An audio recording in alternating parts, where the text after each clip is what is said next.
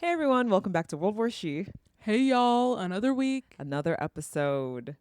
I'm in that slump of like November to Christmas. Like there's literally nothing going on. Yeah, like everything needs to be shut down in my opinion. Bro, I think from Thanksgiving to New Year's there should be no work. I agree wholeheartedly. There should be no nothing. I think every company should soft close between Thanksgiving and New Year's because work is being done. First of all, like it's just kind of like pulling teeth. It is pulling teeth to get anyone to do work, and also people are out of office. So like you'll be trying to talk to somebody, like trying to get somebody to do their job, and they're out of office. Yeah. So it's like, can we just all be out of office? Yeah. Can we just tell everyone that no work is getting done because you try to get something done? Oh, I'm actually out of office. You go to another person. I'm actually out of office. You go to this person. I'm going to be out of office tomorrow. So you should ask this. Like, what's the point of even working? Right. And I feel like for me especially, like a lot of clients are out of office too, and they're just being with their families, seeing some family they haven't seen in a while, just taking a much needed break. And good for them. So it's like I'm like, we all twiddling our what the heck are we doing? And you can just tell that everyone's just itching to like be done. Like everyone just wants to be just wants it to be Christmas time. Like I just think from Thanksgiving to Christmas is just I think they're too damn close together. Facts. That's Either actually need to spread them out or bring them closer together. Yeah, that's my biggest beef, honest. That's why like I don't really care for Thanksgiving because I'm just like, bro, like then we twiddle our thumbs and 3 weeks later it's Christmas. It was the worst in college. It was the worst in college. Yeah. Because you did we even have the full week for Thanksgiving? No. So like what we had like Tuesday till Sunday off, if that. Typically it was just like Wednesday. Yeah. Like you could get out I've always early. thought it was like Wednesday. So then it's like, dang, you go home, especially for the out of state people. Like you might as well just stay. You might as well just stay. And your professors don't care. They give you a project that's due on Monday back from Thanksgiving. That stuff is evil. Like that's actually wickedness. They actually don't care. Like, yeah, no. Because even like Thanksgiving, I think I get off like Wednesday. No, I get off Thursday and Friday. I lied. Like from work, Thursday and Friday. And it's just like, man. Whatever. It's just like whatever, I agree. And then it's just kind of whatever. Especially in college. Like I remember I had a test the Monday after Thanksgiving, bro. Like would literally forget you. Genuinely forget you. Because with the project you can plan ahead. With the test you actually have to be studying till like it's time for the test. Yeah. So actually bro. No, it's just kind of, but you're like so many people take off. Like I know by next week like it's reps. Facts. Like, I'm like, oh, I asked my friend, like when are you going home or when are you done? Wait, what are they saying this week? Yeah, like we supposed to be working tomorrow. Facts. Yeah, I don't know, it's crazy, but I get it because it's just like if you're gonna go home for an event in this period, like you might as well just stay there. Facts. Is what I'm realizing is like these people are going to their various places just for like a weekend or like maybe they have something come up at home. It's like, yeah, you might as well just stay there. I know people from like Oregon and Washington who just stayed there after Thanksgiving. Like there's no point. Especially if you're working, you have to like pay for things yourself. Yeah. Who is paying for a flight there and back? And then in 3 weeks you're gonna go there and back. If you like have a laptop and you can do your work from there, like I'm certainly going to stay there and work from home. No, that makes sense. It but really sucks. I would suggest they just do a nice like soft close. Like only for like crazy instances. Cause like even now I just feel like everyone's just dragging their feet. But yeah. On everything. Which they should be. I just feel like Thanksgiving, like you can't tease us like that. Facts. I know we've both seen the news about how Jasmine Crockett is running for Senate, the Senate position against John Cornyn, which apparently is going to be a very contested race because you know how John Cornyn's supposed to be like the good one of like if you don't know, if you're not from Texas, our Senate representatives are Ted Cruz and John Cornyn. Who Ted Cruz is obviously like the sensationalist, like always doing something. Raphael, always in Mexico, dancing. Bro. Every time you see him at an airport, people will literally like go up to him at the airport and be like, "Damn, should I like up my home insurance premium?" Like people literally go to him at the airport and be like, "What's going on? What's like, going where on? Are you going now? Like, I didn't know the weather was supposed to be bad." Yeah, because every time he goes on vacation, we have a natural disaster. Yeah, like he's always abroad in Mexico and Cabo. Chilling fun, while half of Texas mimosas. Is like dying. Yep. Yeah. I cannot believe he thought he was about to get on that flight to Cabo during the freeze. Like, is he out of his? Yeah, that was crazy. Is he out of his mind? You should know you got to cancel that. It was like his daughter's graduation gift or whatever, which I absolutely understand. Like your family can go, but baby, you gotta stay. You gonna have to stay. I cannot. Can you even fathom seeing him at the airport on a flight to Cabo, San Lucas, Mexico? while people are literally dying in their homes. People are literally freezing to death. Tens of people died in that. A lot of people died. I think we forget that people died. Like people, it is crazy to think that in this big age of 2025, that is what the outcome was. Like it's actually crazy to think about. It's actually crazy people died. They froze to death. They froze to death in their homes. Like real people in these United States of America. In their homes froze to death. That's crazy. It was very crazy. And he thought he could no. Do it all inclusive. Like, are you? That is so crazy, Ted. Yeah, no, I don't know why he thought that was okay. Genuinely, like, why did he think that was okay? Nah, Ted. You gotta come back. Yeah, you gonna have to come back. You're gonna have to figure something out. Yeah, you're gonna have to come back. Yeah, this is like literally one of the worst freezes. The worst freeze. I was about to say, if not the worst freeze Texas ever had, and you want to fly to Cabo. Like, you're crazy, bro. That's well, also, do you know that Ken Paxton, the Attorney General of Texas, is running against John Cornyn? Oh, I didn't actually have never. Yeah, like everyone's trying to take that guy's seat. Dang. Yeah, he's not even resigning too. Like, he's running for re-election. Ken Paxton is a trick. Like, that guy he's just a buffoon. He's such a fool. His wife is divorcing him because of apparently he was not faithful. But in his statement, he basically like blamed the liberal media for their attacks on his family, and that's why they got a divorce. The whole time he was cheating on his wife. Who? Angela Paxton's also like a Texas senator. Like, she's like lit in her own right. Like, she got her own political power. She was like, nah, right. You're not finna do me like that. Nah. But yeah, so he's running against John Cornyn, and James Tallarico and Jasmine Crockett are vying for the Democratic ticket, which I think will be exciting to see. I'm curious because I was not expecting this. I wasn't expecting this either. I was not. I thought it was gonna be, clear cut, easy decision for me. But now I'm just kind of like, what is going on? Now I need to do my research. Yeah. I don't know. I think it's gonna be interesting to see who comes out on top between James and her. I'm very curious. And it's really crazy because I feel like I've been seeing so many lies posted about Jasmine Crockett, specifically about how she's accepted AIPAC money, how she's voted. It's just not true. It's just not true. Yeah. And that kind of goes into what we're going to talk about in this episode about like bots. Yeah. And how much of the internet is literally just made up of bots.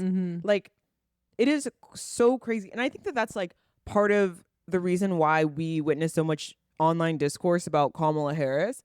But when you actually click on the accounts, they're all bots. Yeah, it's bad. I don't know if it was it Twitter who said like half their accounts are like bots. I was looking up and someone said that 50% of the internet is bots. The whole internet.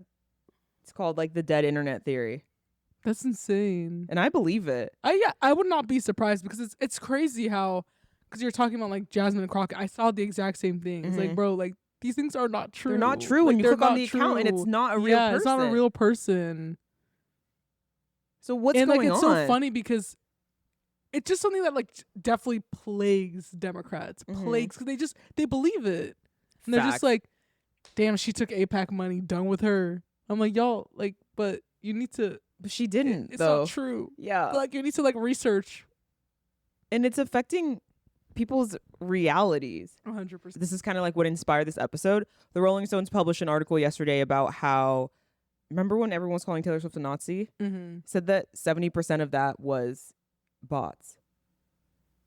They studied 18,000 accounts, and of those 18,000 accounts that started all this discourse between Taylor Swift and like attributing her to white supremacy and Nazism, the vast majority of all those accounts were bots, which is insane. That's insane. And like, that's very alarming. Affected her. Yeah. That affected her reputation for sure. Yeah. Like, I don't want people calling me a Nazi. Yeah.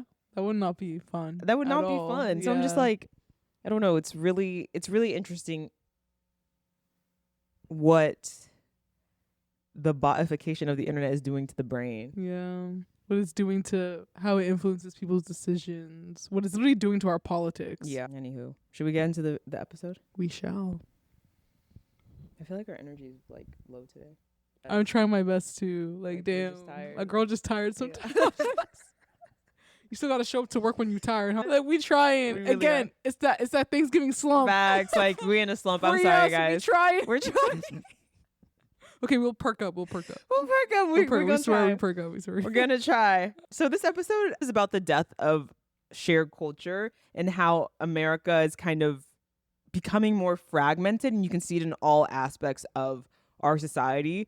So in the past, mass media provided a sort of cultural common forum. Like, for example, in 1985, the three major U.S.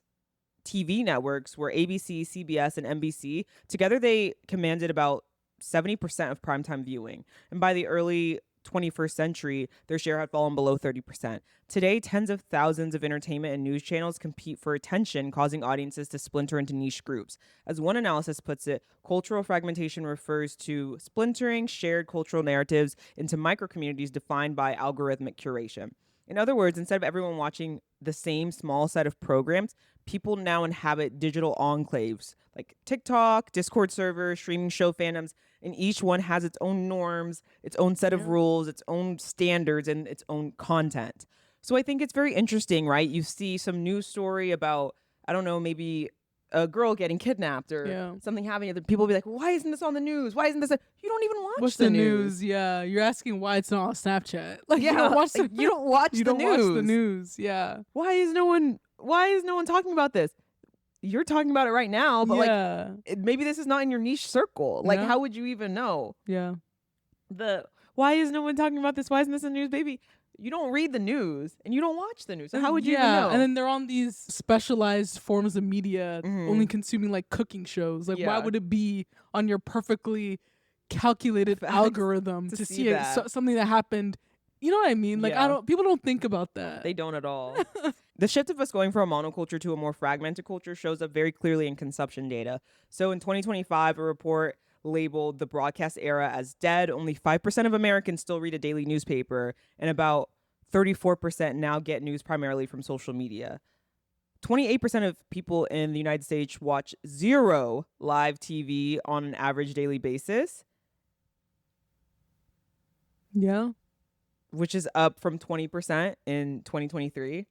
I totally believe that. I don't watch live TV. Yeah, unless it's sports. Yeah, sports is honestly what's keeping TV in business. Yeah, like, I do not watch live TV. That's why I have YouTube TV. It's just for sports. Yeah, same. Yeah. Literally same. That's why my family has YouTube TV. I don't watch what are the shows that are on? Lit IQ?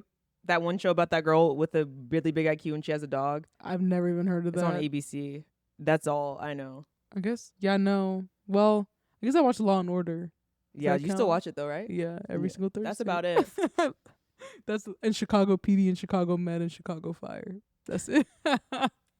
And all this stuff is worse for young people. Young people are especially fragmented. A 2024 survey found that 72% of European teens rely on social media for news, encountering hundreds of different narratives and values instead of a single shared story. The average American or European now moves across streaming services, apps, and social networks, and we no longer share one national or international TV lineup. Instead, we consume an uncountable variety of content, often guided by personalized algorithms. And when cultural hits do emerge, they very briefly unify our attention, but these moments are very rare now. Remember a decade ago when Game of Thrones was just a blockbuster? Yeah. Everyone seemed like everyone was watching it. But at the same time, it doesn't even compare to what it used to be. Yeah. Media outlets of all kind, like the New York Times, BuzzFeed, all produce Game of Thrones recaps because it reliably drew readers.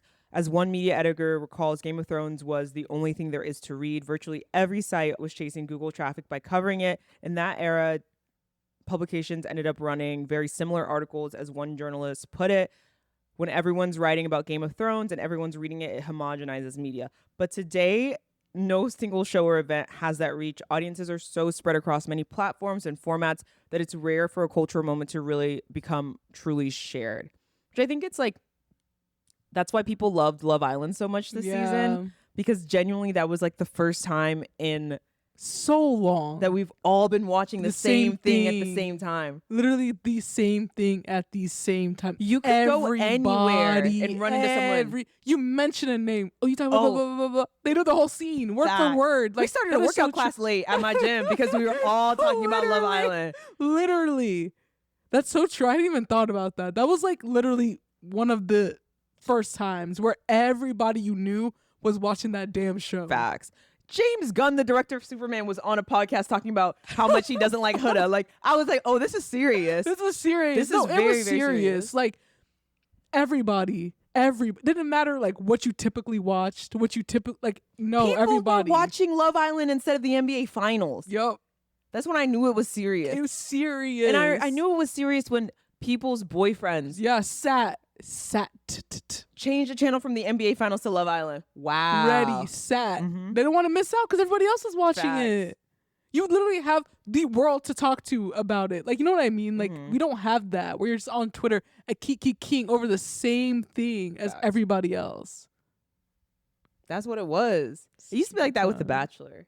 Man, it used to be like that. It used to be. Like, now everyone's like, oh, like I can't log on to see any spoilers. No, you used to actually not be able to log on to see any spoilers. You really... Literally, if you hadn't watched it, I would set my alarm on days that I didn't watch The Bachelor at night, I would set my alarm for 5 a.m. so I could watch it before school, so I could be on my phone. Yeah. So I could open up Instagram or Twitter, because literally, if you didn't, you would get spoiled. No, it would get spoiled. It would truly get spoiled. There was no your specialized algorithm to hide away from it. No, it would get spoiled. Facts. Like you had to be on there. That's what it was like with Avengers Endgame too. I don't know if you were ever a Marveler. No. But I remember we went to the same high school. Our principal had to make an announcement on the overhead that said if you spoiled Avengers Endgame, you would get suspension. You got ISS. I remember I had this neighbor and he was special needs, and someone called him the R word. Oh wow. So he spoiled Avengers Endgame. Okay. Like, no work. You know they tried to call me because they would always call me to go like calm him down, or like if something like serious happened, they would call me and like, oh, because I know him. Like, okay, let's see, like if I can, yeah. And they told me what he did. I said, wait, why is he in trouble? Yeah, like what? Literally, why is he in trouble? If he didn't want to know that Tony Stark died at the end of Endgame, he shouldn't have been calling mofo slurs. Yeah, that's so true. Hey, it is what it is. It is what it is. It is what it is. It is what it is. That's actually hilarious. It was so freaking funny. Like, I don't care. I don't care. In fact, free him. Free him. Let him do it again. Facts. Line him up. I had to drive Who him else home. hadn't seen it? Like at the end of that day, I was like, "You're not getting on the bus. I'm driving you home tonight." Like, nah. That's hilarious. That's how it used to be. That's how it used to be. Man, I remember. This honestly just makes me think about spoilers. Michael spoiled The Force Awakens for me. He told me that Han Solo dies at the end of The Force Awakens, which was like the new. Remember when the Star Wars spinoff happened? No. With like the black one. Oh yeah. Mm-hmm. And like Adam Driver. Mm-hmm. I was like so excited. I remember I had been watching Star Wars. Once they announced that this new spinoff was going to happen, I watched all the Star Wars again at school, like during GEMS. What was it called? The homework study hour class. I would sit down and just watch the movies. Like I loaded them up on my Chromebook. And yeah, he saw the movie on Thursday and I was going to see it on Friday night. You know, like how you can see the movie early on Thursday at midnight? He's like, Han Solo died. Wait, that's so crazy. I said, I'm literally going to wait for a movie that you care about so much. I'm going to spoil the fuck out of it for you. And I told him that Tony Stark died at the end of Avengers. Damn. And I didn't feel bad about it either. We all are so crazy. I waited and I remember. This is y'all's weapons of choice. Fact. Because I was like, why would you even do that? Yeah, why would you do that? Something's going to happen. There's going to be a movie that you're so excited for. And I promise you I'm going to watch it before you do. And I'm going to spoil it for you. And every single time a movie would come out in between freshman year and senior year of high school, he'd be running for me. I'm like, no, this isn't the one. It's not the one. You're safe. Just wait. And he waited. And I got him. I'll never forget that. Moving on. Wait, I kind of... Like continue. I would low-key I would probably be someone who spoiled it for somebody else. Why? I don't know. What the heck is wrong with you? Wait, why are you just saying that? Like I genuinely just think like I would do that. Why? I don't know, but I just would. Like something in me would not be able to not spoil it for somebody. Damn. Like I hate to. What the fuck? Like I don't think I could help myself. What the action? I don't think I could. I do not think I could help myself. Anything like if you don't spoil shit for me all the time, girl, because I don't want like if I was like a Marvel, like I'm just saying like I might have done the same thing. Like you lucky we don't watch any of the same things because I lucky might do it. I know to stay away from you in case something comes back. Just in case there's a new series someday that's lit. I just had an inclination. I just had to say that. Like, Okay. damn, like I get it, but like, but you have that bug in you. That's spoiler. No, actually, I don't. I haven't spoiled Stranger Things. That's true. You know, I try. You do. Thank you. I wish. Oh my God. The thing is, like, I want to. What the fuck? You can't. If you're listening to this, I'm leaning away right now. No, like I literally, scared. like, I want to, but like, I'm not going to, because that's wrong. All right, we can move on now. Alright. Okay, so now we're going to talk about how the algorithm really amplifies this fragmentation of culture. So platforms like TikTok, Instagram, YouTube, Twitter all use recommendation algorithms to learn our preferences and what we like and what we don't like and what we want to see and what makes us mad and what makes us cry. So these algorithms tend to show us more of what we click on, walling users, like trapping users into ideological or interest silos. So each person's feed can become an echo chamber of similar ideas. This can amplify sensational or divisive content. Studies find that false or inflammatory stories get pushed harder by social media algorithms, with fake news spreading about 70% further than real news on the same platforms, which is very interesting. Yeah. Because the thing about fake news and inflammatory content is that, like, they really get your heart pounding. Mm-hmm. Like, they make you angry. Yeah, they make you surprised. It's to draw a reaction. Did you know that do you know that there's a van going around neighborhoods and snatching kids and harvesting their organs? Yeah. And then you share it to all your friends so they can know. Mm-hmm. Whole time, that fake as never fuck. It never happened. So, like, in this context, different online communities can end up living in very different realities. If you spend your time in one digital echo chamber, you may never see rebuttals or facts outside of it. So scholars warn that these algorithm systems may fragment audiences into what they call filter bubbles without users even realizing it. This means that a story can circulate widely within one group while another group never even encounters it, which is mad true.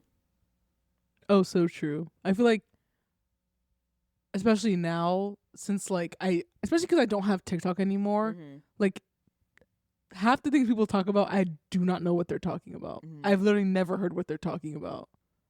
Like, someone will just be like, oh, have you seen Ariana do this, this, and this? I'm like, no, I actually haven't. But like, shit, I want to. Show me. Have you seen the solid core guy? No. Okay, so there's this guy who lives in Connecticut. Rich, gay, white guy, right? He's like probably early 30s, late 20s, and he goes to solid core religiously. He's been going 5 days a week for the past 6 years. Like, he's serious about this, like has over 1,000 classes under his belt. And he signed up for the 6 a.m. solid core class on Black Friday, like the day after Thanksgiving. And when he went there was no one there, but the door was unlocked and everything was set up. So he was like, dang, I guess the instructor just didn't wake up. Like, it's 6 a.m. Like, I can understand that, but like, I woke up, I'm here, I'm gonna take a class. And he's filming it. He's like, sets up his phone, the iPad to the solid core studio to like control the music. The password's 1 2 3 4 5 6. So he signs in on it and starts playing music through it. And he's been taking solid core, been at that solid core location for years. Yeah. So he just does the routine. He's like filming it, just having fun, right? And then he posts it online and just goes home and goes about his business. His phone starts blowing up from the solid core people that like are at that studio. Like, take the video down. You need to take the video down. Like, you're going to get us in trouble. You're going to get us in trouble. He's like, yo, like, it's the day after Thanksgiving. I'm with my family. Like, I'm not responding to any of these text messages. Like, what the actual heck? So they start texting his best friend, who also goes to the solid core class. Like, he needs to take the video down. Like, you need to tell him to take the video down. This is unacceptable. This is so da-da-da. He's like, what? So he, like, he literally completely ignores them. He goes into the class and he walks up to the girl and he's like, we need to have a conversation. Oh. And I was just like, damn, like, he was so about that action, like, did not care about anything. She probably shaking in her boots. Yes. He was like, you guys do not need to be texting me ever. I'm a client. Yeah. Like, I don't work here. And you don't, especially don't need to be talking to my friend on, like, he's supposed to contact me on y'all's behalf. I don't work here. You guys were in the wrong. You guys didn't show up. I was about to say, what the hell did, like, he booked the class and you didn't show up. You didn't show up. He pays for this. He pays, like, exactly. He's been going for 6 years and he knows the damn routine. Why not? Why like, the fuck not? Why is it open? People are saying, oh, it's such liability. The liability's not on him. It's on the studio. Like, what? What are you guys talking about? And my thing is also, he don't work for you guys. He does not work for you guys. And also, oh, Margaret might get fired. Margaret didn't show up to her work. I would expect that. Yeah. If I'm at and also, studio, why is the studio open? Facts. Why was he even able to access able to get in and be able to basically conduct his own class for himself? Y'all need to ask yourself those questions. Y'all lucky he's a nice person, didn't trash the place. Like, that's like the number one thing that I've been talking about, like people have been talking about right now. It's like y'all this are so lucky. Guy. All he did was go do his little routine and get out. Yeah. Y'all lucky it's just a little video that came out of it. Like, what are they what are they mad about? Like, wait, this is crazy. And I'm glad he told her. Yeah, have a conversation. He's so confrontational. Everyone's like seeing this like, damn, I need to step it up. Yes, 100%. He's so confrontational. It honestly warms my heart. I love to see confrontational people. No, I love it too. I saw this one where I guess this guy was like relentlessly bullying this woman like online. Oh my gosh, I saw that. And then she found him and she was just like, she drove 3 hours to go confront him. If y'all don't know this guy, it was on Facebook. Yeah, she posted something on Facebook and this guy commented like the most racist thing you've ever heard. Like, I'm talking 1800 slurs, like slurs you haven't seen in this century. Yeah. Why'd she find his workplace and pull up on him? She pulled up. She said, you see how easy it was for me to find you? That's the thing like y'all be forgetting. You know how easy it is for people to find you? But my thing is also like, I know we talk a lot about, especially that woman, like, I really feel like she's not well. Oh, and 1,000%. But like, I'm like really worried about her because that really could have gone wrong. I mean, 1,000%. But like, dang, maybe she didn't want to get bullied anymore. I was just like I was very like she could have blocked him, but I also think it's good for him. Like people need to, and I think this is something that I've also come to realize on the internet. Is people need to realize that no, you cannot just say whatever you want. Should she have pulled up? No. But I'm tired of people always having to take a step back in their own lives because of the whole notion of like, of course it could have gone wrong. It definitely could have gone wrong. Mm-hmm. But like, she clearly didn't care. She didn't give a. But my thing is, I worry, especially about the lady. Like, remember the lady who ate like 60 oysters on that date? Oh yeah. Like, whenever I see content like that, where it's just like, we all know that no normal person who's in their right mind would ever do something like that. So whenever I see stuff like that, I'm just like, this is really funny, but like, I can't engage with this because I can't fuel this destructive behavior. And that's kind of how I felt about that lady who drove 3 hours to go confront someone who could have killed her. Like, she easily they could be burying her right now. 100%. So like, I don't think it's like a thing that people should be doing. No, but I also don't think people would do that. But it's kind of a reminder of like, hey, y'all need to leave people alone. Facts. Like, I think it's gotten to a point, and I see this every day, where the way that people interact with other people on the internet has actually gotten way out of hand. It's gotten out of hand. People are talking about it right now, especially. It's gotten way out of hand. Because like, people always take shit too far. And I don't understand this like claim that we think we have over people's lives. Like, they I'm don't so see sorry, you but as a real person through the phone. Like, and I've been experiencing this firsthand since I've started posting more on TikTok. Like, why would you say that to me? I made a video about seasoning. Like, I ran out of garlic powder, right? So I had to cook my meal with just straight up garlic and just straight up onion, like the real thing. And I didn't put any garlic or onion powder in there. I made a TikTok like, y'all don't need to be doing that no more. Like, we just on straight garlic and onion powder now. Why were people calling me? It was funny because like a lot of people in the comment section were just being funny. Like, nah, like, did y'all hear something? Oh, the volume's off on this video. Like, I didn't hear anything. Like, a lot of people were just being funny. Yeah. Some people were a lot of people were actually taking this shit so fucking far. It was blowing my mind. Like, you were commenting on a video about seasoning. That's the part that, like, it's ridiculous. Saying that, like, you know, my mom's white and you need to go back in slave time and get your ass whooped by him. Like, literally. What? I'm talking like the most insane shit you've ever seen in your entire life. Like, why are we going this fucking far? That's why I'm just like that's insane. It's insane. And I'm so tired of it. Me too. I'm like, you guys, this is the way that you guys speak to people is insane. Yeah. The way that you think are appropriate to comment on someone's social media is insane. It is insane. So what I don't know what the fix is. I just think that like there's no consequences at ever. all. No one will even call them out most of the time. So it's just kind of like, yeah, why not? Like, what you gonna do type. Like, it's literally just a what you gonna do scenario. So shit, what are you gonna do? Block. I literally like go through, because now they have a thing where you can select multiple comments at once. I go through, select all the comments and block them. Like literally fuck you. It's just crazy. It's very crazy. Yeah. I'm just like over it. Like I just like obviously that video of that woman, like damn, but like shit, I don't care. Like I literally don't, because like these people are insane. These people are insane. It's just like it's ridiculous. Like the littlest things. This is what you're up in arms about. Facts. Genuinely, this is what you're up in arms about. Bullying someone on the internet about. For nothing. No. I can't. I'm so over it. And I also think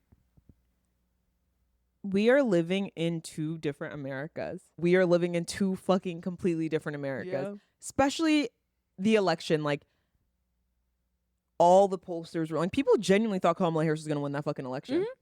You thought Kamala Harris was going to win the election. Yeah. Like, or at least I maybe not win, but I thought she had a fighting chance. She didn't even have it. Lost all 5 swing states. Like, we have no clue what the other side is. That's why I stay following like the 1 or 2 conservative people that you know from college. Like, I'm going to stay following them because I need to know what the hell they're talking about. Like, genuinely, I need to know what they're on about. Like, it's just insane. It's insane because we don't know what they're talking about. We don't know what they're doing. And they don't know what we're doing or what we're talking about either. We're living in two completely different Americas. Yeah. Just depending on if you watch PewDiePie as a kid or not, that determines your whole life with the YouTube pipeline. Like, genuinely. Literally. Yeah, like I was like, damn, like, man, everyone's buzzed. I was like, there's too much discourse. We all not voting for the same person. Shit, half y'all not voting. So here we are. Cut the party in half. There's too much discourse. Way too much discourse. Yeah. There's too much discourse. Way too much discourse. That's why, like, people tell me, like, oh, you gotta have more optimism. And trust me, I'm trying. But with the level of discourse that happens every time that something needs to get done, or any time that something, I just get, And my thing is, and this is what I've also been experiencing firsthand, leftists want to punish people who have differing opinions than them. Like, they genuinely want to punish them. Like, they want them to suffer and feel like real pain. Like, there is this punitive energy, this bloodlust in people of our generation, in people on our political side. Like, and it's quite scary. Think about, anyone can be a conservative. Anyone can be conservative. Yeah. Anybody can. Not everybody can be a Democrat, because they gonna beat your ass if you deviate anyway. If you bring up any thought. You can't even think. They have a thought graph too about the diversity of thought in the Republican Party versus the diversity of thought in the Democrat Party, because we're not allowed to have diversity of thought. They will send a mob after you. Eat you alive. Exactly. You say, like, it's insane. I just think that that's directly why we're in the current position that we are in. We are. That's why. And like, I just don't see the light at the end of the tunnel, because it's only getting worse. It's only getting worse. I remember with J.K. Rowling, the author of Harry Potter, my thing about J.K. Rowling, like, what she's doing now is like pretty bad. And like, it's dissolved into like just blatant, like, girl, this is what we're talking about. Like, it's, but I don't think it ever had to get to that point, because the first thing she ever posted about questioning gender ideology was the most mild just exploration of ideas you've ever seen in your entire life. Her first essay that she ever published about questioning gender ideology was genuinely just a question. The most just like, I don't know if this is, because we're seeing such rising rates of adolescents, especially girls who are questioning their gender identity. Like, is this because of the rampant misogyny that we're seeing online? And a lot of, maybe this is young girls' way to reject misogyny and to try to forge a new path for themselves and to escape their body. Maybe she's right, maybe she's wrong. She was met with such vitriol, and I think, like, you're completely ostracizing her as a person. You're removing her from circles that could potentially help her understand, or you're just pushing her into the right. Farther into the right. That's what they don't understand. Anyone coughs wrong and you don't like it, out of, like, where do you think they're gonna go? Where do you think they're gonna go? Genuinely, where do you think they're gonna go? They don't think. They don't. And I'm not saying that I agree with what J.K. Rowling said. I'm not saying that I think that J.K. Rowling's a good person. I'm just saying, like, damn, maybe if we would have met this with a little bit more, I don't know, like we're not humans. violence. Like, literally like we're humans trying to figure shit out and then have some thoughts. We like, would be in a different people don't boat. understand, like, to get to what you think, I genuinely hope to God you actually think about it. Like there was a process to it. I think a lot of people just saw that shit on Tumblr and accepted Literally, it. They're just like, yes, definitely. Like, and that's actually the part that scares me the most. It's like these thoughts that people have are not thoughts that they came up with. They're not thoughts that they've ever challenged. It's not thoughts that they like actually believe, other than the fact that we say that if you don't agree with it, you're hateful. Yeah. And my thing also is and I'm gonna call, like, bullying is violence. Like the level of cyberbullying that we are subjecting people to who deviate from our standards of like purity and what it means to be a Democrat or what it means to be a leftist or a liberal, the violence that we meet them with, like, I don't even know how people survive it. Yeah, I don't know either. Like I literally remember whenever like Charlie Kirk passed and Dean Withers was there, so he was sad because his friend was there and he was just like crazy, like the whole situation, like this man got shot in front of a bunch of people, so like he had some feelings about it and everyone just like actually got on his ass like crazy, like bullied the fuck out of him, like, wow, I can't believe that you would be crying for this man or that you'd be showing emotion. I was just like, wait, this is crazy. I was like, wait, y'all, this is crazy. Because where do you think they're gonna go? Because like, what? Where do you think they're gonna go if not the right? But people aren't thinking about that. They don't. God, we're so cooked. Every day I'm just like, man. We have this obsession with punishment that I don't think the other side has. No. Like, we have this deep, deep obsession with punishing people who have different views than us. It's and just I think self-righteousness and this like, you think you're better than everybody and you're smarter than everyone. That's just really what is plaguing like, it's just like the self-righteousness that like you're above everybody else, and if you don't live the way or think the way that I do, then you're below, and then therefore you don't matter, and like go away basically. Another example of this involves Taylor Swift, the pop star, as we all know. So the Rolling Stone came out with this article that I mentioned earlier in the episode that proved that there's an organized disinformation campaign that targeted Taylor Swift. So on the surface, it was bizarre, right? Like someone claimed that Taylor Swift was secretly displaying Nazi symbolism because she put a lightning bolt necklace on her website for her to promote her album for fans to buy. And the evidence, obviously, like there was no evidence, but it was flimsy at best. But bots on fringe forums and on social media further seeded and baited Taylor Swift's fans into a debate. So according to this report, the bot network spread the story by luring real users to argue. So each time a Taylor Swift fan tried to debunk the bots, because they were engaging in the argument, the algorithm promoted the conversation even further. In just 1 week, researchers analyzed over 24,000 posts on the topic, and found that a small cluster of inauthentic accounts drove nearly 1/3 of the online conversation. So 3.8% of accounts generated 30% of Taylor Swift related posts about the conspiracy. 3.8. Yes.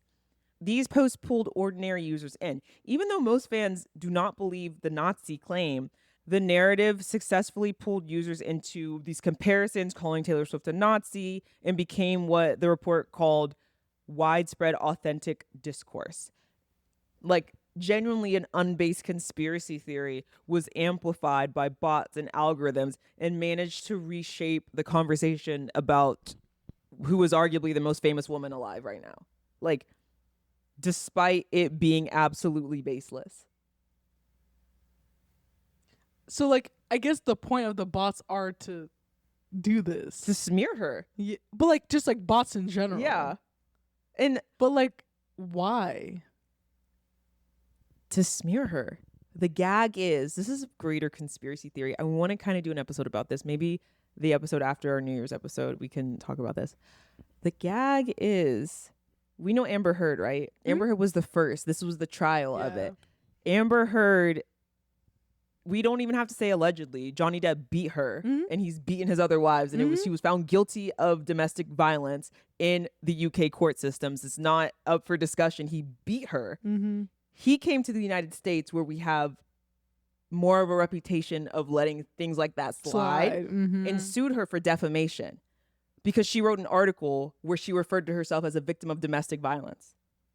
It wasn't an argument on whether or not Johnny Depp had beat her ass. That's proven. Mm-hmm. The argument was about whether or not she's allowed to refer to herself as a victim of domestic violence. They employed a PR firm that hosted thousands of bots to smear her. The vast majority legal? of all the stuff you were seeing online where they were ridiculing Amber Heard was created by bots. Wow. Now, fast forward to last year. Blake Lively and Justin Baldoni get into it. Blake Lively alleges that she was sexually harassed by Justin Baldoni on the set of It Ends With Us. Yeah, I read. Justin Baldoni hires the same PR firm as Johnny Depp. Next thing you know, who's getting the fuck smeared out of her online? Blake Lively. Literally like overnight. Yeah, because I remember when it all first started, like it was pretty. We knew what was going on here. Then overnight, the whole internet just switched. Mm-hmm. It was all bots. They found, these Rolling Stone investigators found the accounts that were posting on Taylor Swift, the bot accounts, had previously been the ones spreading all this stuff about Blake Lively. It's the same bots. How is that legal? I don't know. But how are you going to find out where the bots are from, who's running the bots, like all this stuff? We don't know. I don't know if it's legal, but I don't know how. Yeah, it's illegal, but like, what are we going to do about it? Damn. It's the same bot. 'Cause it's like, damn, can you even blame people? Yes, I can. I mean, because the Blake Lively stuff, maybe the Amber Heard stuff I can understand where people, but the Blake Lively stuff, I'm like, are you guys actually fucking serious? Because the smear campaign, was just, she's annoying.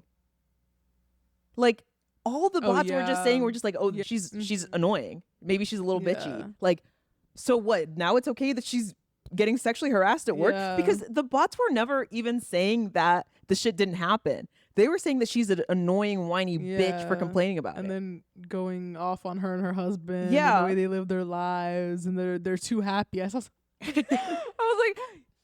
like, wait, what do you mean they're too happy? Like, I mean, I don't know much about either of them. So, like, I honestly never really subscribed to whatever the fuck they had going on. Because it's just like, I don't even know most of the stuff Blake Lively's done. Like, she's so out of my. I never watched Gossip Girl. Yeah, like I have and like nothing. Same with Justin Baldoni. Like I don't know anything about him. I used to love him, but my thing about Justin Baldoni when I started getting warning signs about him was he was, I don't want to say like so feminist, but like so feminist to the point of like, dang, you guilty about something. It's almost like I didn't know that he had like this whole podcast about like, and I liked him back then. Like I figured out, I knew he was weird. Like the signs started pointing whenever this whole Blake Lively, Justin Baldoni thing came out, because I was like, okay, if this guy was actually a feminist, like he proclaims that he is like Mr. Feminism. Really? That was his thing. Yes. He had a podcast called Man Enough that explored masculinity, gender roles, and what it means to be a man through conversations with guests. He was like literally Mr. Feminism. He had like a TED talk about like why men need to stand up for women, all of this like mental health for men, like being a champion for men, for women. Yeah, and I was like, okay, like he on his shit. When this Blake Lively stuff started coming out, I was like, there's no feminist who would ever do this. Yeah, like there's something wrong with him. Like this is like, he's done something. There's something wrong with him. Because like, what's this all about? Yeah, that's so interesting. And my thing about this whole Justin Baldoni, Blake Lively thing is that when you actually look at the claims of what she's saying that he did to her, he's never refuting that the stuff happened or didn't happen. He's saying that she's just a whiny, annoying bitch for complaining about it. Like, oh, I'm just being friendly. Yeah, like she's taking it the wrong way. Maybe I need to do a deep dive. You need to do a deep dive into it. I don't know much about them. Like reading the stuff, like all I did was watch that movie, and I was just like, damn, like I can't believe this is happening. Facts. Like I was just like watching it was so surreal because I just watched it on the plane, and I was like, wait, they're beefing right now. Like what's going on? Still, right? But my thing, yeah, still. But all the cases were dropped. He tried to bring up another suit against her, like a retaliation suit against her sexual harassment claims, and the judge looked at the documents and just threw it the hell out. Like, what don't are waste you my even fucking talking time. about? Yep. Is that what Johnny Depp did too? Johnny Depp won his defamation suit. It was civil.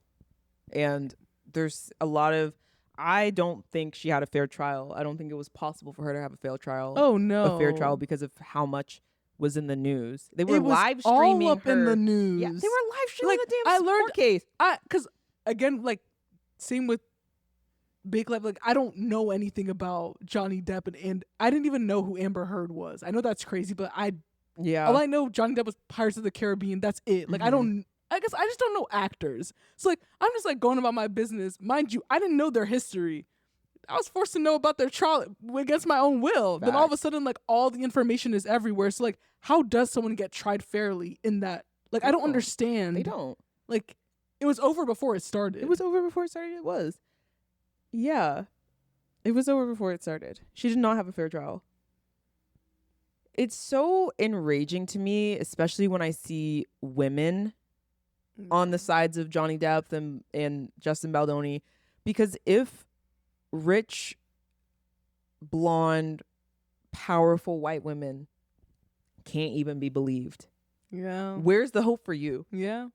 And I'm just like, I feel like this is not clicking with people. Yeah. If Blake Lively, who was the executive producer on this film, who is incredibly powerful, very, very wealthy woman, if she cannot even be believed, where is the hope for you? That's so if true. God forbid your boss starts sexually harassing you in the workplace. Yeah. If you guys are so quick to believe, like it's I'll have to just put my hands up because I don't think people really understand that. Maybe you think that you're humbling this self-righteous bitch.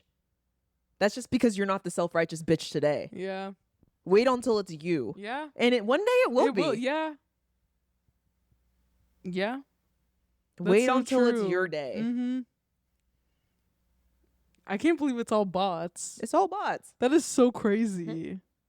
Because I had seen something about like the Blake, like I think I literally read it like a day ago, 2 days ago. Like an article was talking about how like that was the smear campaign that he hired, blah blah blah, and then all of a sudden all these bots. Once I saw that he had hired the same PR firm as Johnny Depp, I was like, oh, this guy's a monster. Oh, this guy's a monster. He did that shit. It's probably worse than we could ever imagine because he did that shit. And it's crazy. Like it worked so well. It works amazingly because she's a fucking bitch. And because she's a bitch, she deserves to be sexually harassed. That's the argument that they're making. The argument is not whether or not he sexually harassed her. The argument is she's a fucking ungrateful bitch and she deserves it. And she's so self-centered. He's just being nice and she just took it the wrong way. Like, I'll never forget that interview. They had like this interview with her and that like interviewer who was like, oh, you're so pregnant. And Blake Lively just ignored it. And everyone was like, oh, she's such a fucking damn. bitch. Like, like what? God forbid. And this is the same thing with like Rachel Zegler. You know, the girl from the Hunger Games movie? The one from West Side Story. Mixed one? Yeah. Okay, yeah. She was like Snow White? Or is there someone else? Okay. God forbid a woman be a little annoying.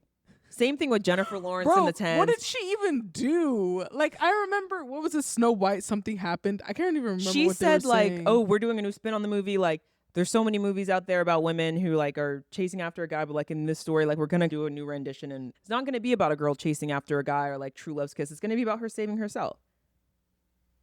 And they... You would have thought she said racial slurs. Wait, this is crazy. Yeah. I was literally wondering. I was like, who are y'all talking about? Why is everybody mad? God forbid. And Rachel Zegler, like, maybe she's a little annoying. She's a theater kid. Like, she's really talented. She's young. She's so successful. She's so lucky. She's so talented, right? Like, obviously, success is where luck and preparation meet. Like, I cannot take away the fact that she literally has the voice of an angel, but she submitted for an open call audition for Steven Spielberg's West Side Story that came out during the pandemic, and out of hundreds of thousands of girls, she was chosen, and that's what's made her career. She didn't have a career before that. Now she does. She is so lucky, and I think a lot of her hate that she gets is from people around our age who want to be her and who aren't. You know what I mean? Because she's probably, besides Charli D'Amelio, is like the luckiest girl ever. Huh. Like 6 years ago, she was just like a regular girl in high school who could really sing, who had taken voice lessons as a kid and loved theater and could sing like an angel. And then she submitted an open call audition for West Side Story, and now she's everywhere. Yeah. Like her career literally skyrocketed. Yeah. I was like, dang, she in Hunger Games. Dang, she in. I was like, dang, who is this? Like, she's everywhere. She's everywhere. Yeah. Huh. God bless her. She gets a lot of hate. She gets a lot of hate. Literally from people our age. Yeah. Is she our age? Mm-hmm. She's like literally, I think we're the same age. Huh. She was a senior in high school when she got cast for. Dang. Yeah. Wait, this is crazy. Yeah. She was just like you and I. People don't like that. They don't like that at all. They think it should have been them. Mm-hmm. Sorry, y'all. Yeah, like, damn, maybe it'll be you next time. Yeah. Shit. So, all of this, like Taylor Swift, Blake Lively, Rachel Zegler, it illustrates a broader danger. Like, because media is so fragmented, misinformation can be targeted like never before. Yep. In a community that shares little outside content, may have no internal check on like this fake narrative. So I think we're in a crisis of meaning and sense making, as one of the research that I found labeled it. Like, where no longer is there a single reality that binds us together. In this fractured environment, different groups can end up with different truths. And researchers have long warned that rising audience fragmentation often accompanies political and informational polarization. This means that people could disagree not just about opinions, but about basic facts. And that's where we are right now, where people are not just disagreeing about opinions, we're disagreeing about facts. Like things that are true. People are saying are not. So when different communities inhabit different media bubbles, there's no shared cultural baseline to fact check each other. So misinformation, hate, bots spread unchecked because one echo chamber may believe it while the rest of society remains unaware. Mm-hmm. One echo chamber hears all the stuff about vitamin K, you know, the shot that you give babies when they come out of the womb so they they don't hemorrhage in their brain. Mm-hmm. I didn't even know that was up for question. I saw all these doctors posting like, yeah, I just had 3 babies this month die because their brains hemorrhaged because their parents refused vitamin K. Yeah. That is insane. It's insane, bro. It's proof like this is going beyond pop culture. I know we started in pop culture, but like this fragmentation is shaping people's identities and beliefs. And instead of a unified culture, we live in these overlapping digital subcultures, these digital tribes that reinforce certain worldviews. Yeah. So, because like, I mean, yeah, I remember when, you know, vaccines were vaccines. Like, we wouldn't have we getting a vaccine. Like, oh, measles? Yeah. Thank God they made something that can make sure we don't get measles. Let's just go. No. Now over here babysitting families that parents are anti-vaxxers. Like, you gonna have to put that in the job description. Oh my gosh. I think that genuinely, if you're anti-vaccine, and I pray they never learn, but you haven't suffered enough in life. No. Like, to refuse a polio vaccine, do you know anyone with polio? Like, until you've met somebody. That's how I feel about all these weird like not fake health, but like, you know what I mean? The holistic, like, the holistic, like raw bullshit. Milk. Like, that's how I feel about it, because I'm like, I literally look at them like, you have not experienced some shit yet. Yeah. Like, you haven't suffered in life. You haven't. And I pray that you never do. Like, people who feed their children raw milk. Like, I genuinely hope they don't have to see the other side of things, because but it actually, as someone who has suffered in health, I genuinely hope to God y'all don't have to experience nothing, because this is crazy. It is very crazy to me. My thing about raw milk, it's just milk. Like, why is it worth it? You know what I mean? Like, what okay, so what if pasteurizing milk removes a bunch of beneficial like vitamins and so what? It's milk. Can't you just get them from other sources of like I don't understand the willingness to like risk your life for a glass of milk. It's a trend. Yeah. It's a trend. We gotta talk about the trend that has come with everything. I was really talking to my roommate about it, bro. The era of supplements. The era of trying to be so different. I don't want to drink regular milk. I want to drink raw milk. It's just a trend. Bro, you know that vitamin whatever that you're popping a pill for every day, you get enough of it in the salad that you eat every day. Facts. They don't even fucking think. And my thing is about all this, I think Big Pharma should start sponsoring influencers. Like, I genuinely think we need to have affiliate links for medicine. Yeah. Because the way that people can't seem to understand that the wellness industry is like 4 times as big as Big Pharma and they're not regulated by anyone. Like, I don't know. The way that you guys cannot understand that the reason why people are pushing this so hard is so you can buy it from them. Yeah.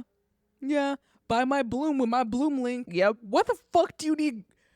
Why are you mixing so-called grains in water? What is the point? What's the point? It's actually so crazy how the chokehold. And I feel like unless you have an instance where you're like, damn, I'm an idiot, and you get out, you're just gonna stay there. That's just you. And I that's just gonna be you. This article read like, if nothing changes, our society risks becoming like the biblical Tower of Babel, people speaking different languages with no mutual understanding. And I think to avoid that, like, experts suggest new approaches, for example, media literacy, fact-checking strategies, and cross-community dialogue that deliberately build bridges between these different echo chamber communities. I don't know. Like, I want to say it starts with these social media companies doing something, but they won't. They won't. I think social media platforms, like, they gotta go. Yeah, I think so too. I think they've done way more harm. Oh, did you hear that Australia banned social media for everyone under the age of 16? Yep. I think it's so funny because, like, there are so many teenagers who are up in arms about this and they want to challenge it in court, but the court won't hear anything for like another year and a half. Maybe by a year and a half, y'all gonna be happy y'all it happened. Gonna be jumping for joy agreeing. Facts. Because your brain's not fried. Because you're not under this immense like blanket of anxiety and stress all the time. I literally, Why was talking to me about it today. I'm so happy. Do it here. We should do it here. Do it here. And do under 35 literally. And over 50. Only people who need to have it are people between the age of 35 and 50. Facts. I agree. Like, I used to be very much like, no, like, social media is for communities. No, it's not. No. I remember I've seen, just in me deleting TikTok alone, I have seen immense growth in myself and happiness. Because it's just like, it's a lot. It's a lot. And I think it's too fucking much. It is. It's too much. It is. I have my bricks. It's just like, let's see it. I love my brick. Stuff about that. I love my brick. You don't need a brick if you don't have TikTok. Nah, it literally deleting TikTok cured me. Yeah, because nothing hits like I'm sorry, like fuck Reels, like that shit's whack as fuck. Reels is like, literally, you can't even spend more than 10 minutes on Reels. TikTok is perfectly curated. Yeah, it works. It works. They need to. How do we get? We should do something like get them to. We need them to ban it, but it'll never happen here because there's too much money. That's true. There's too much money in it. That's true. Like, these teenagers don't need to be on social media. They don't. And I remember I would talk about this in my children's culture class about like teenagers and children being online and like how it helps them connect with people. I'm like, but they're not connecting with people. They're not connecting with people. They're not. So I think part of our issue in society is the fact that you, instead of finding a common ground with the person sitting next to you, instead you can find someone who lives 3,000 miles away who is your perfect puzzle piece, and there's never any challenge because you guys agree with each other on everything. That's not how our society should be. We should have to find common ground with the people who are in our community, who are next to us. That's like skill number 1. Yeah. Once you have that, sure, go talk to your pen pal. But that's how it used to be before social media. Yeah. Before we really got to this era of social media. It's like, yeah, you could have your little kick buddy, or like you would be on Tumblr in like 2014 talking to someone who like maybe your niche interest in Lord of the Rings. That's literally how it used to be. Yeah, but it shouldn't be that your best friend in the world is in the UK. Yeah. And you can't, without social media, I just don't know how I'm going to be able to connect with people in real, like, no one here really gets me. Like, all my friends are Baby, that's the issue. Yeah, like mind you literally go to school. Like what about the people there? Like that's the thing. Like you have to be able to find common ground with the people who are there. Yeah. And this is, I think, why I get so irked about like the J.K. Rowling of it all. Just like the way that we meet questioning or different opinions with like absolute violence and vitriol. The Blake Lively of it all, like how Blake Lively got married on a plantation. You guys know people in your real life who are doing the same thing. Your grandma has the same opinions as J.K. Rowling. Should you send her rape threats? Like, you know what I mean? It's insane. It's insane. It's insane. You guys know people in your real life who believe what these people who you were sending death threats believe. Yep.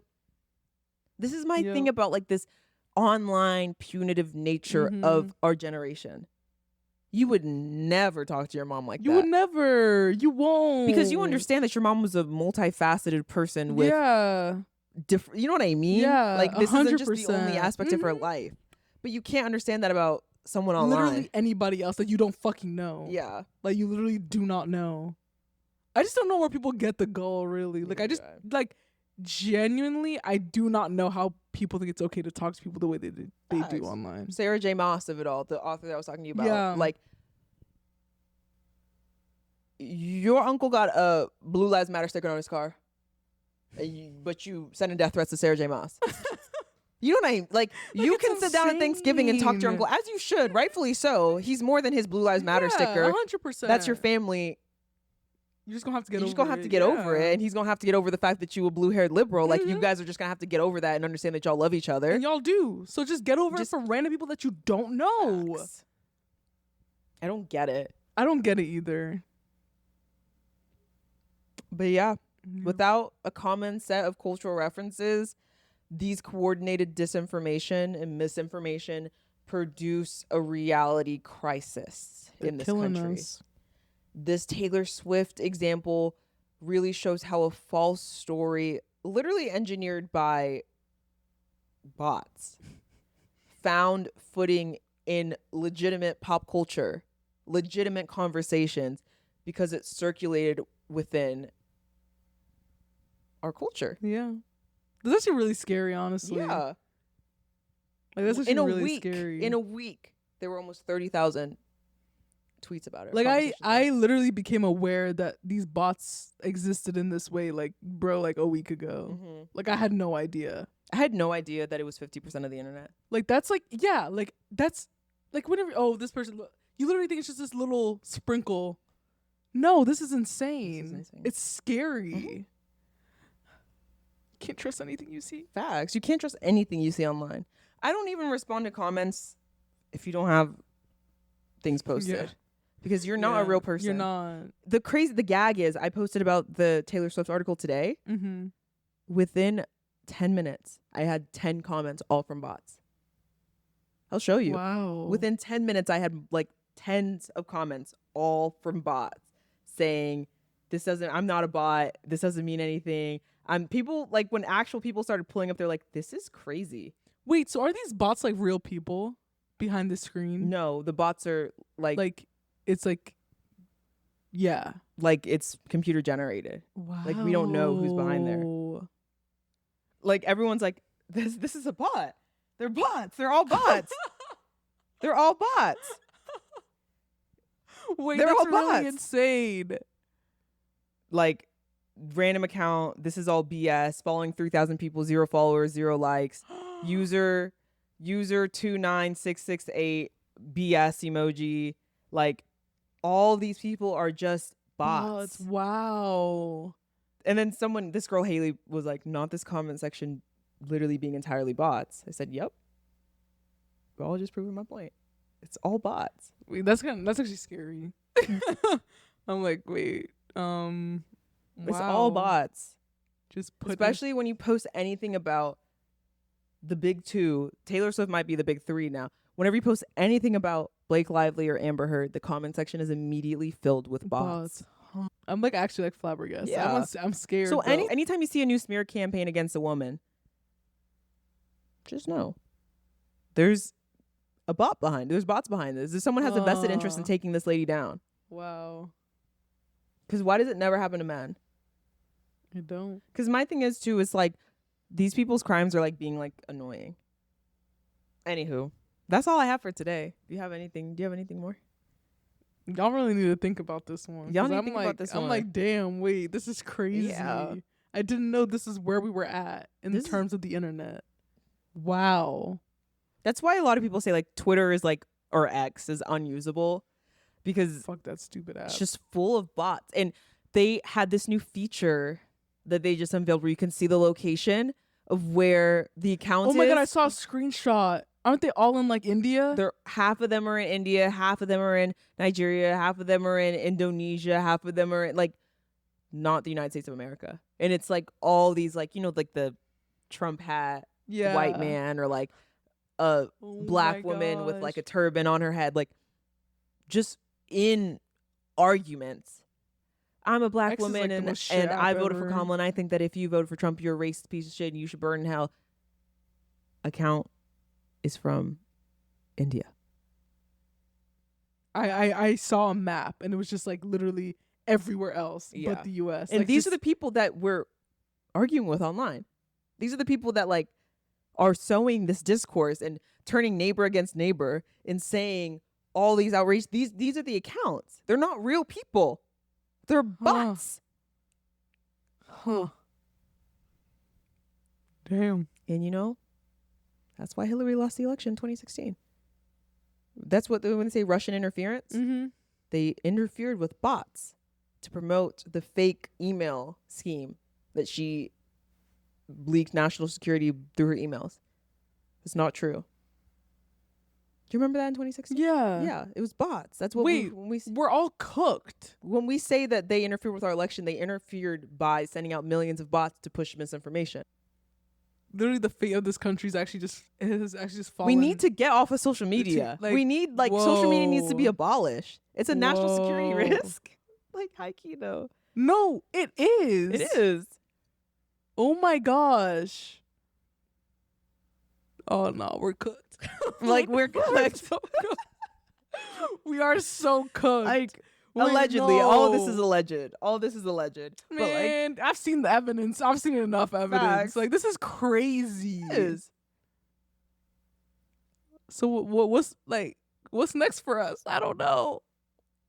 It's only gonna get worse. My thing is too, we gotta stop with this child-free bullshit. And I know no one wants to hear it. I know nobody wants to hear it.